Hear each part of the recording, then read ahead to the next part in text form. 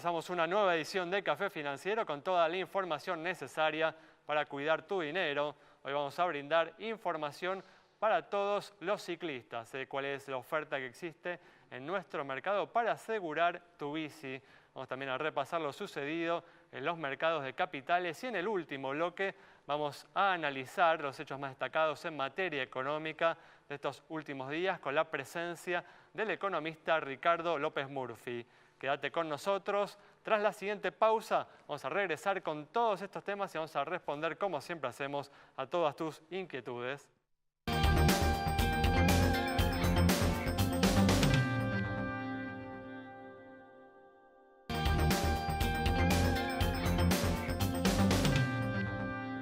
Bueno, ya estamos aquí, como siempre, con la presencia de Santiago Chelala. También está hoy con nosotros Agustina Bassi, con toda la información de seguros. Y nos acompaña Juan Salerno, para repasar la actualidad del mercado de capitales. ¿Qué tal? ¿Cómo andan? Buenas noches. Gracias por estar aquí. Gracias, Juan, por venir. Bueno, vamos a arrancar con todos los temas que tenemos para hoy. Un día de muchas novedades económicas. Justamente el gobierno anunció un nuevo paquete de medidas frente a la elevada inflación de marzo del 4,7%. Entre estas medidas justamente se encuentra, ¿no?, el congelamiento de los precios de una lista de 60 productos básicos hasta noviembre. También se encuentra el congelamiento de las tarifas de los servicios públicos hasta fin de año, algo que se suma, ¿no, Santiago? La decisión del Banco Central que habíamos conocido ayer de fijar la banda cambiaria hasta fin de año también, estableciendo un techo para el dólar mayorista de 51 pesos con 45. Reconociendo, Santi, que se trata, ¿no?, de medidas que está tomando un gobierno muy golpeado por la situación económica y que afronta, ¿no?, en muy pocos meses una elección presidencial. En lo personal me parecieron razonables tanto la medida cambiaria como el congelamiento de tarifas. Me parece más cuestionable el congelamiento de precios, que muestra, ¿no?, cómo los argentinos nos seguimos resistiendo, ¿no?, a aceptar ciertas reglas básicas, ¿no?, del funcionamiento de una economía capitalista.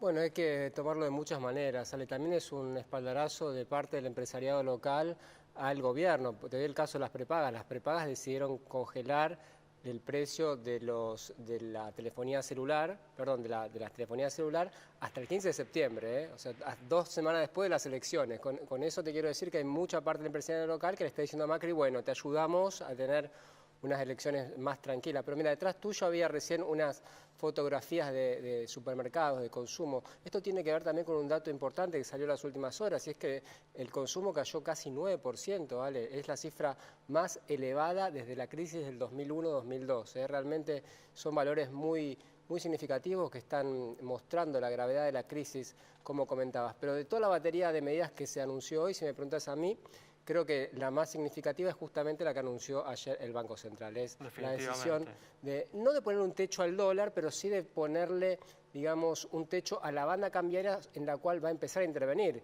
que está un poquito arriba de los 51 pesos, es decir, casi 20%, 25% por arriba del valor actual del dólar. Si el dólar se devalúa 25% de acá a fin de año, el Banco Central va a empezar a intervenir con 150 millones diarios de venta. A los que tenés que sumar los 60 millones del Tesoro, ¿no?, los que se licitan diariamente desde este lunes pasado, ¿no? Exactamente, casi una garantía con las reservas que hay que no va a pasar ese valor. Y en cuanto a las medidas de hoy, bueno, tenemos congelamiento de tarifa de transporte, congelamiento de servicios públicos, 70% de reintegro para medicamentos, para los beneficiarios de la AUH. El ministro Duhovne dijo, Ale, que el costo fiscal de las medidas es 9.000 millones de pesos, ¿no? Vamos a ver cómo eso va a ir impactando en las metas acordadas con el Fondo Monetario. Es razonable, ya lo dijimos el año pasado, ¿no?, cuando justamente se anunció la meta de déficit fiscal primario cero para este año, que era un año electoral. Sabíamos que iba a ser realmente complicado, que era una meta sumamente ambiciosa, y tampoco es justificable que lo tenga que asumir un único gobierno, ¿no? Claro, y te cuento que estos 9.000 millones también hay varios analistas que empiezan a dudar. Si uno lo divide por 42 son 250 millones de pesos, realmente es muy poco considerando el nivel de reservas y la pompa que se le está haciendo a estos anuncios, y también el impacto que cree que esto va a tener. Si uno tira 250 millones de dólares al mercado, no puede esperar tampoco que pase que pase demasiado, ¿no? Así que vamos a ver qué es lo que va a pasar, sobre todo si las empresas van a respetar estos días, porque esto empieza a correr a partir del 22 de abril, si van a respetar lo que es los acuerdos de precios. Muy bien, vamos a continuar hablando de estos temas en el último bloque con la presencia de Ricardo López Murphy, pero ahora vamos a brindar información para todos los ciclistas, de cuál es la oferta que existe en nuestro mercado para asegurar tu bicicleta. Ciclistas que vienen en aumento, por lo menos en la ciudad de Buenos Aires. Según datos de transporte, el 4% de la sociedad está utilizando la bicicleta para moverse, lo que representa a 300.000 usuarios por día. Para esos usuarios, entonces, les mostramos hoy cuáles son las ofertas que hay en el mercado para asegurar sus bicicletas. Van a ver que principalmente estas pólizas son contra robo. No obstante, pueden ser más amplias, hay que fijarse porque hay distintas coberturas. Vamos a la más económica que hay en el mercado, como siempre lo hacemos con un ejemplo específico, en este caso una bicicleta mountain bike, valuada en 20.000 pesos. Y la más económica es 151 pesos por mes, el costo de la póliza de Blister Pack Allianz. Provincia 172, 181 la ofrece La Caja, 221 Integrity, Seguro Bici por 232, un poco más arriba 252 de Itaú Sura, 345 Galicia, Federación Patronal el básico sería 392 pesos por mes. Esta es la cotización entonces de seguros para bicicleta, centrándonos en lo que es contra robo. Acordate, puede ser más amplio, por ejemplo, puede incluir un terceros completo, un terceros completo, siempre y cuando te fijes vos entonces cuál es la compañía. Esos son los precios de base que están funcionando hoy en el mercado local. Bueno, ahí sabes entonces a qué compañías puedes acudir para asegurar tu bicicleta y con qué costo. Vamos a comenzar ahora el repaso de lo sucedido en los mercados de capitales. Y Juan, ¿cómo recibieron en los mercados este paquete de medidas que anunció el gobierno entre ayer y hoy? Sí, la reacción, Alejandro, fue bastante dispar, porque vimos un tipo de cambio bastante estable, de hecho hoy se apreció el tipo de cambio, pero en general vemos que todavía la deuda argentina, sobre todo los bonos soberanos, siguen estando bastante ofrecidos, bastante pesados, y volvimos a tener un retroceso en los precios de los bonos argentinos en el mercado internacional. Eso seguramente vinculado, ¿no?, al costo fiscal que va a tener este paquete de medidas, Juan. Sí, y también yo le agregaría que creo que como gatillo, digamos, de toda esta secuencia de medidas está el dato de inflación muy negativo, de 4,7, que el mercado esperaba mucho menos, o relativamente menos. Y también, digamos, el riesgo político que Argentina enfrenta durante todo este año, ¿no? Recordemos que los fondos globales están muy invertidos todavía en bonos argentinos y en general, digamos, tiene una posición que tratan de desarmar moderadamente para no romper con los precios, ¿no? Con lo cual, hoy fue un día interesante porque las acciones, si los medimos en dólares, subieron, pero los bonos cayeron, ¿no? Con lo cual, por eso digo que es dispar la reacción.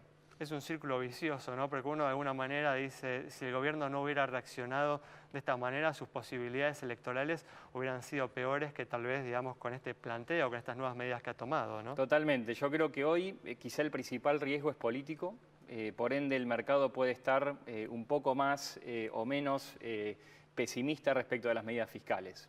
Muy bien, perfecto. Bueno, con este comentario de Juan Salerno cerramos este bloque. Quédate con nosotros. En instantes estamos nuevamente con vos.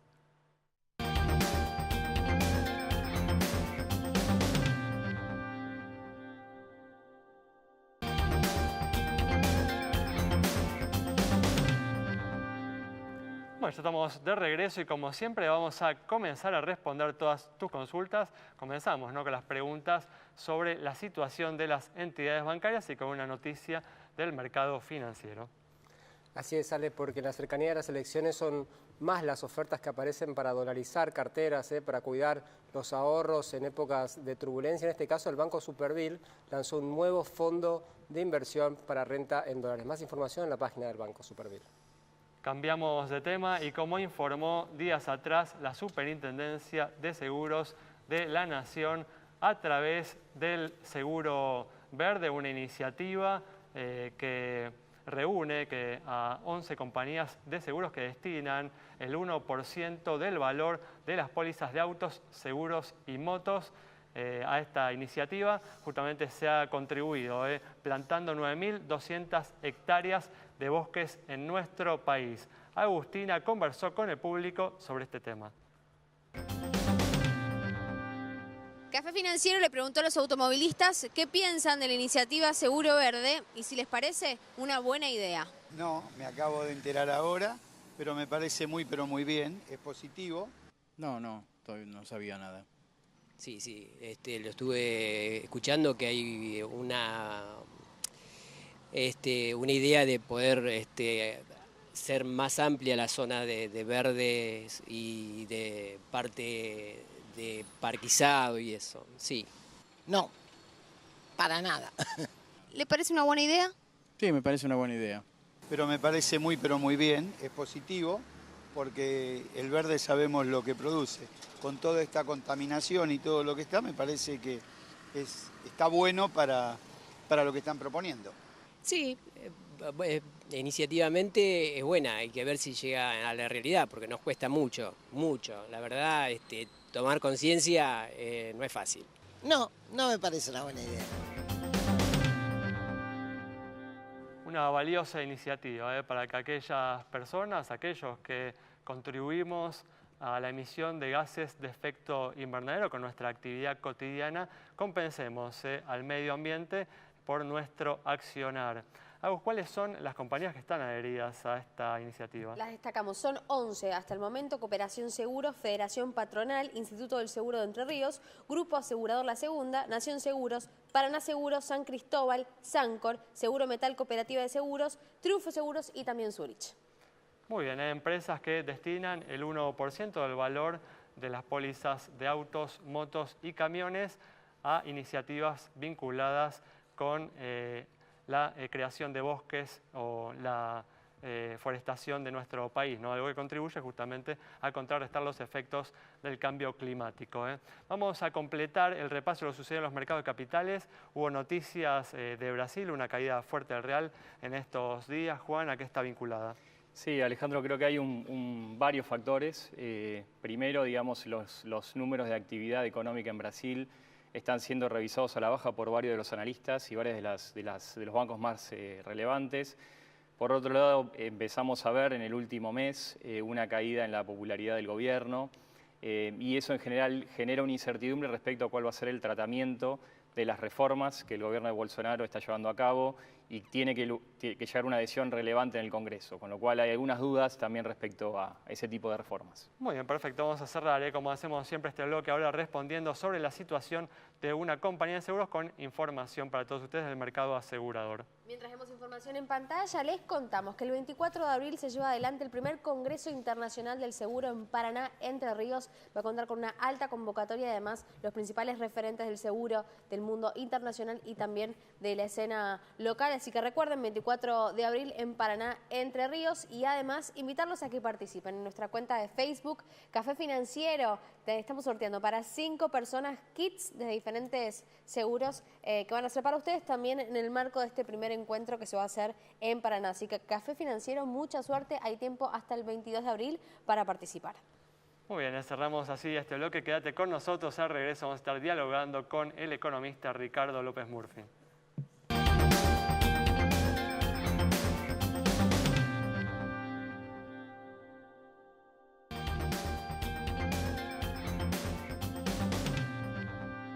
Bueno, ya estamos aquí con la presencia del economista Ricardo López Murphy para analizar las principales noticias económicas de estos últimos días. ¿Qué tal, Ricardo? ¿Cómo andás? Bien, muy bien. Gracias por estar aquí. No, un gusto. Bueno, un día en el que el gobierno anunció un conjunto de medidas respondiendo al muy mal dato de inflación que se había conocido ayer, la inflación de marzo del 4,7%. Ya hablamos en detalle sobre estas medidas en el primer bloque, cuáles han sido estas medidas. ¿Cuál es tu opinión? ¿Te parecen atinadas, una respuesta atinada del gobierno ante la situación económica que está enfrentando? A mí nunca me pareció que los mecanismos de control de precios, de acuerdos, fueran el corazón de un plan. Nunca fue mi inclinación. Yo en realidad tengo cierto rechazo a ese tipo de medidas, como controlar el dólar, toda la idea de que los controles van a resolver el problema Más cuando vienen acompañados de anuncios de política que van a dar aumento de salario, de inflación más 15, es decir, yo digo, congelan precio, inflación, no, eso no me resulta congruente. Claro. Pero yo diría, yo lo entiendo en el clima electoralista que vivimos como una cosa de dar una respuesta a las demandas de los focus group, de los estudios de opinión pública. A mí en general no me gusta este tipo de cosas. Yo hubiera hecho otra cosa que me parece más importante. Creo que de la última revisión del acuerdo con el fondo, lo que se ha descubierto es que los números de recaudación estaban sobreestimados. En particular, los impuestos a la exportación. Ahí hay un tema complejo, que es cuán sólido es el presupuesto. Yo ahí veo comentarios sobre que va a haber medidas, yo no veo al gobierno ni en fuerza de tomarlas ni en voluntad de hacerlo. Entonces, una cosa que para mí sería muy sana es proyectar el presupuesto este año, el año que viene, el financiamiento, eso más o menos uno sabe los números que hay, y el Banco Central. ¿Qué es lo que va a hacer el Banco Central con esa masa que tiene inmensa del ELIC? ¿Qué es lo que va a monetizar? ¿No va a monetizar? Si no va a monetizar, ¿cómo lo va a absorber? Parece que esas preguntas hubieran sido más valiosas y más pedagógicas frente a la opinión pública. Yo creo que gran parte de la opinión pública no comprende la naturaleza de lo que nos ha pasado. Sin lugar a dudas, ¿no? Es decir, no entiende bien, incluso a la que es partidaria del gobierno, por qué se produjo ese tremendo sacudón, por qué no es viable endeudarse, o sea, por qué solos en la región tenemos este problema, y también qué es lo que piensan hacer los políticos en el próximo turno. El gobierno no habla o hace estos maquillajes, los candidatos opositores, está el que dice dislate, hay uno que es particular en los dislates, y el más importante está callado. Entonces, ese escenario es un escenario de una inmensa incertidumbre. Entonces, lo que yo creo es que económica y políticamente hay que desbrozar el camino. Él es parte del gobierno clarificando los números y sus opciones. Y poniendo a la oposición en la necesidad de responder a eso. Yo he escuchado en la oposición proyectos de enormes déficits hacia el futuro, nadie explica cómo se van a financiar ni de dónde va a venir. Acá tenemos un problema muy complejo de resolver, que es el extraordinario crecimiento del gasto público que tuvimos en los últimos 10 años. Cuando uno mira eso y dice, bueno, ¿cómo va a resolver esto? Esto no se ha contestado desde diciembre del 2015. Sí, planteamos aquí en Café Financiero continuamente ese tema, pero no parece ser una preocupación de la sociedad, ¿no? Hoy en día, justamente bueno, por pero eso. hay que financiarlo. No, sin lugar a dudas, pero la sociedad no parece estar entendiendo, ¿no? Ninguno de los contendientes políticos está explicando cómo se financia y tampoco está explicando la particular dinámica de la deuda que tenemos. O sea, nosotros sufrimos una intolerancia a la deuda. O sea, el mundo pretende, el mundo cuando digo los extranjeros y los nacionales, pretende que el Estado tenga menor deuda. Y el Estado quiere tener cada vez más deuda. Esa visión tan contrapuesta sobre lo que es factible y no es factible, parece que está en el corazón de los problemas de la Argentina, con una repercusión muy clara de la que nadie habla. Argentina no invierte prácticamente. Nosotros invertimos 15 puntos del producto, o sea, no suben, nuestro stock de capital sube 1% por año. Notable. La mejor aproximación del crecimiento es la suba del stock de capital. Yo escuchaba las noticias que ustedes comentaban recién de Brasil. Brasil tiene un problema parecido a nosotros, tiene una dificultad de enfrentar sus problemas muy serios, tiene una deuda mucho más grande que la nuestra, inmensamente más grande, con la diferencia que... Está denominada en reales. No, y que sus tenedores todavía no desconfían del gobierno. Sí. Es decir, yo no creo que lo importante sea que sean reales o dólares. El problema más serio es cuando...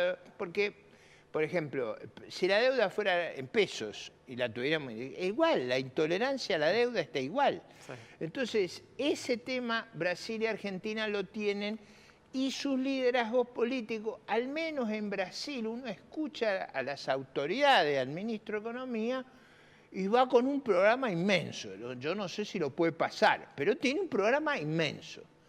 Uno mira el mismo caso en la Argentina y yo no veo ningún programa, el que digo yo, pero digamos no... Por ahí era más inmenso en el 2016 que hoy, ¿no? Tal cual, tal vez.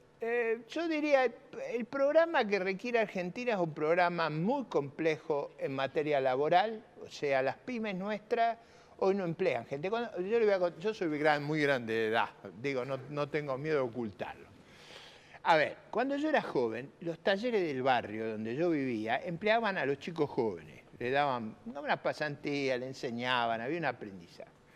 Hoy nadie emplea a nadie en las pymes por terror a los juicios laborales. Claro. Terror tiene. Sí, es un tema que... Es un tema importante porque cuando se habla de reforma laboral se habla de dos cosas, de cómo emplear a los jóvenes y a los desplazados por cambios tecnológicos, no a la gente que ya está empleada, a esa le aplica la norma vigente. Entonces el problema es de ahí para adelante y en particular en las pymes.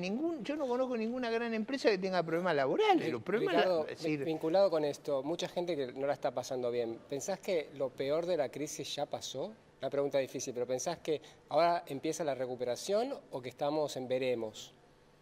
Probablemente estadísticamente uno vea algunas décimas de mejora respecto... La cosecha es muy buena.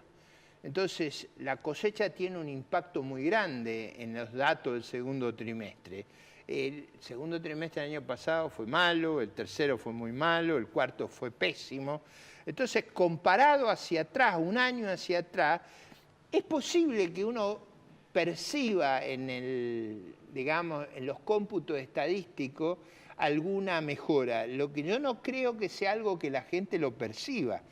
Pero más grave aún, o lo que a mí me parece más delicado, es que yo no veo en el plexo de las discusiones electorales, y lo pongo ahí porque ahí está la clave en una sociedad democrática y abierta, yo no veo nadie que se preocupe por la descapitalización de la economía, nadie que se preocupe cómo vamos a crear empleo, nadie que se preocupe que gastamos 6 puntos del producto en previsión social y gastamos 3,6,5. No hay Ricardo, ninguna referencia. Nos queda un minuto. ¿Ves alguna similitud entre este momento y el que te tocó vivir a vos como ministro de Economía ya por el 2001? No, yo veo grandes diferencias. Primero, en aquel momento nosotros teníamos una tormenta externa tremenda. O sea, los precios de las commodities se habían derrumbado, Brasil se había derrumbado, las tasas internacionales eran extravagantes, el dólar estaba en niveles, el dólar afuera, o sea, estaba muy revalorado, pero esto era lo que era un problema. A favor que había, el nivel de gasto y de organización económica que teníamos era mucho más bajo, o sea, si pasábamos la tormenta, la maquinaria estaba intacta. Ahora, las circunstancias internacionales yo diría que no son adversas, pero la maquinaria está hecha pomada. Muy bien, muchas gracias Ricardo. Nos vamos con este análisis detallado de Ricardo López Murphy sobre la situación que está atravesando la economía y los importantes desafíos que enfrentamos como sociedad en este año electoral. Nos reencontramos el próximo viernes a las 20 horas aquí en Metro.